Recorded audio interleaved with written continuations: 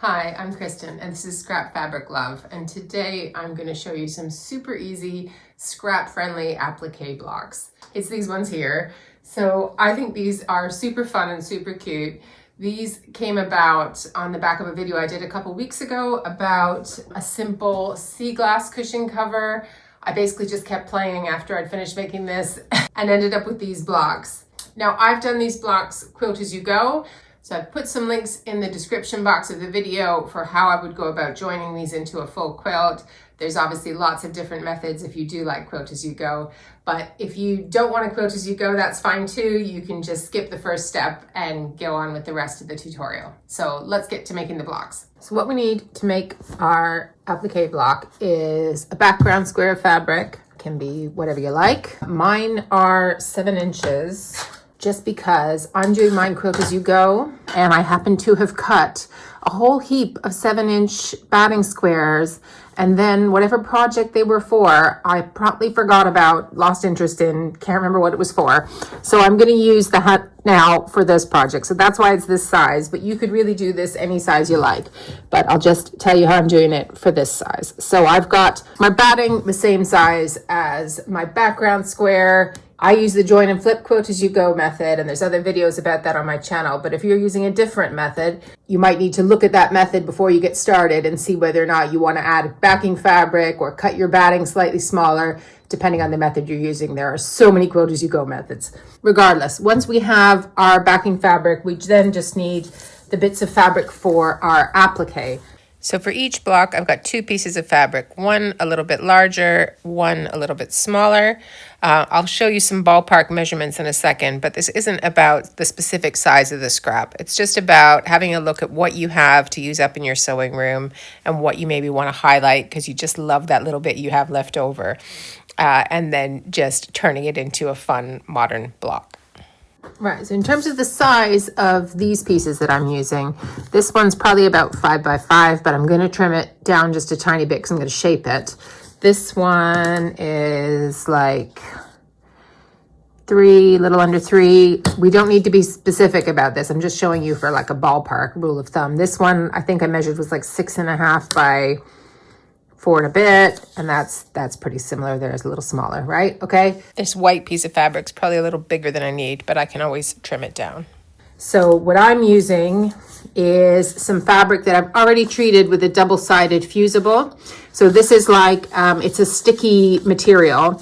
I've ironed this on one side, and then when I'm ready to stick it on somewhere else, I peel the back off and iron it again. So it's really great for applique, but I'm not ready to do that yet. So I'm just laying these out because this is not going to be exactly this shape, right? So I've got a sort of largish piece of fabric that I like. I'll put one there, one here. These are just 2 different examples, and then a smaller one, right? So I've got this gray one and this pink. I kind of like that. And these also have been treated with a double-sided Fusible. There's lots of different types of Fusible on the market. I will put links in the video description to a whole bunch of different brands. Any of them will work for this. I believe this is a generic Amazon brand I'm using here. So don't stress about which brand. They all work fine. So because I'm doing mine Quilt-As-You-Go, I'm going to set these aside for the moment. I happen to like the look of quilting the block first and then putting the applique on top. So that's what I'm going to do.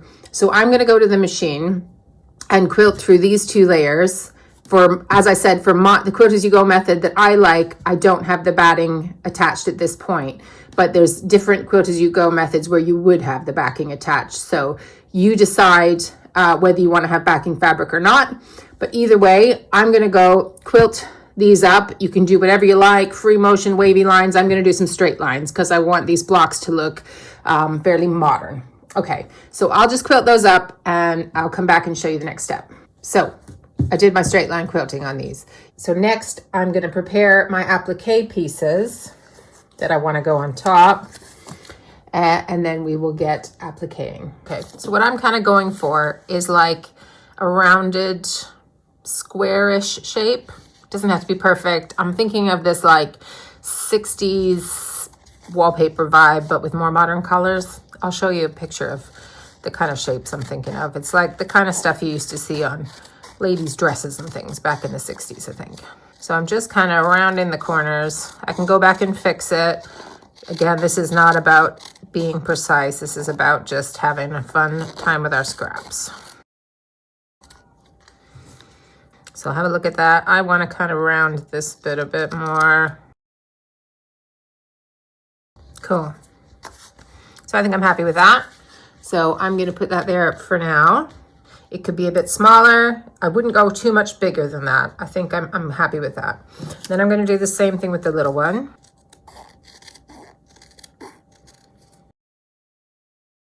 Okay. And I could do it that way, that way. I'll have a play. I haven't decided exactly how I'm going to layer that, but I'm going to, so that one, I've cut my shapes though. This one, probably this white one is a little bit big for what I want. And if I can, since it has the Fusible on it, I'd like to save some for something else. So I'm just going to chop this off and put it aside. I'm not going to use that, but for this. So that can go for a different block maybe. And then I'm going to round the corners here. So I think I like that now. I'm good with that. I can put it again, whatever way I like. Kind of liking it like that. And then I'm going to trim this one, so the little one. And I can just have a play with how I want to put these. You could have, you know, with them sitting off, you could have it straight in the middle, you could have it off to the side. You can just play with what you like the look of. This is kind of the fun of it. So now the next thing we want to do is we're going to put the little ones aside and we're going to attach the big ones. So depending on how your Fusible works, so mine just has a paper that you peel off the back like that. And then I think I wanted it there. And then this one.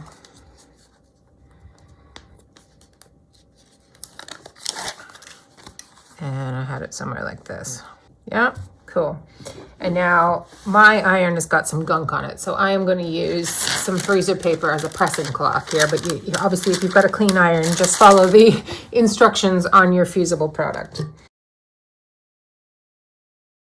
Next, it's time to go to the machine and stitch these two down before we stick the other two on.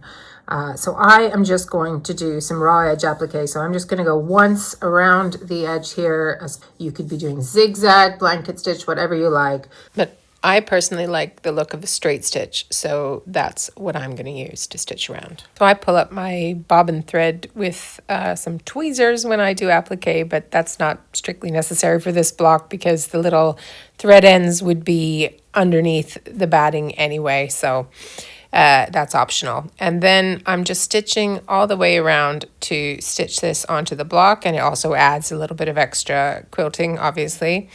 I'm using the same stitch length that I used for the straight lines, which on my machine is a 3. And I'm just taking my time to round those corners. If you watched the sea glass tutorial from a few weeks ago, for that one, I was being less precise because I was going around the shape 2 or 3 times and I was letting it go off the shape sometimes. So if you're finding this difficult, maybe go back and watch that video. And if you like the look of the stitching on that cushion, you could use that for this block as well. So always lots of options. Just speed myself up here so we can get on with the next fun bit of the block. Okay, now we're just going to do the same again for the little ones. So I had this gray one here. I'm just going to peel this off the back and decide where I like it. Right, so I turned it around, had a little play. I think I like it over here. I'm going to put it here. Could be anywhere, could be inside, whichever. And then I'm just going to press that down. Okay, and then this one. So let's see how we like this one.